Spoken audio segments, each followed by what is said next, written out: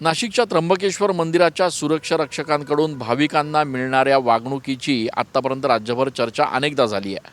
2 दिवसांपूर्वी देखील अशीच एक घटना घडली, ज्यामुळे या सुरक्षा रक्षकांवर पुन्हा एकदा टीका होऊ लागली आहे। घडलं असं की श्रावण महिना असल्याकारणाने राज्यभरातले भाविक जे आहेत ते मोठ्या संख्येने त्र्यंबकेश्वरमध्ये दाखल होत आहेत।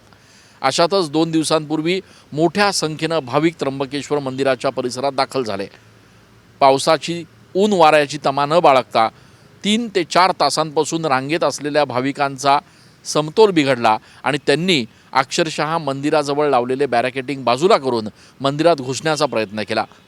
एवढंच नाही तर मंदिराचा जो मुख्य प्रवेशद्वार आहे तो ढकलून आतमध्ये घुसण्याचा काही भाविकांनी या ठिकाणी प्रयत्न केला। यावेळेला त्या ठिकाणी उभ्या असलेल्या सुरक्षा रक्षकांनी देखील या भाविकांना ढकलून बाहेर काढण्याचा प्रयत्न केला।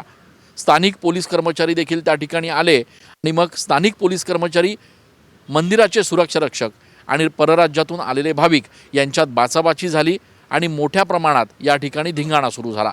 या सगळ्या घटनेनंतर सुरक्षा रक्षकांनी ज्यावेळेला काही भाविकांना बाजूला सरकण्यासाठी धक्काबुक्की केली, त्यावेळेला भाविकांचा देखील तोल गेला आणि त्यांनी इथे उभ्या असलेल्या सुरक्षा रक्षक, पोलीस कर्मचारी आणि मंदिराच्या मध्यस्थी करणाऱ्या काही कर्मचाऱ्यांना अक्षरशः मारायला सुरुवात केली। एवढंच नाही तर शिवीगाळ देखील सुरू केली।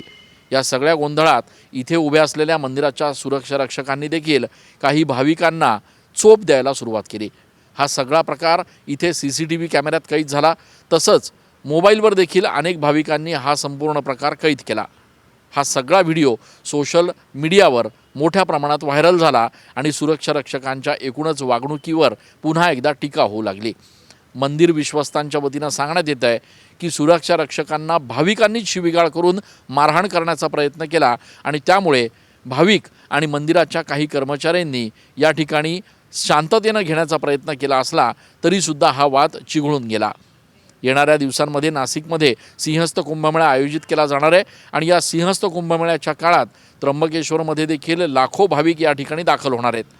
त्यामुळे त्यावेळेला जर असा काही प्रकार घडला तर त्याचा किती गंभीर परिणाम होऊ शकतो हे देखील आता त्र्यंबकेश्वर देवस्थाननं विचार करून त्या अनुषंगानं नियोजन करणं आवश्यक आहे।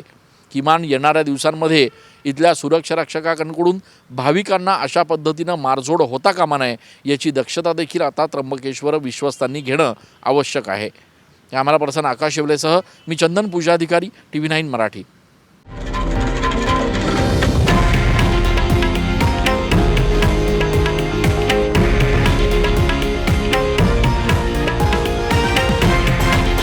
हे आहे देशातील नंबर 1 न्यूज नेटवर्क आणि आपण पाहत आहात TV9 मराठी, एकमेव।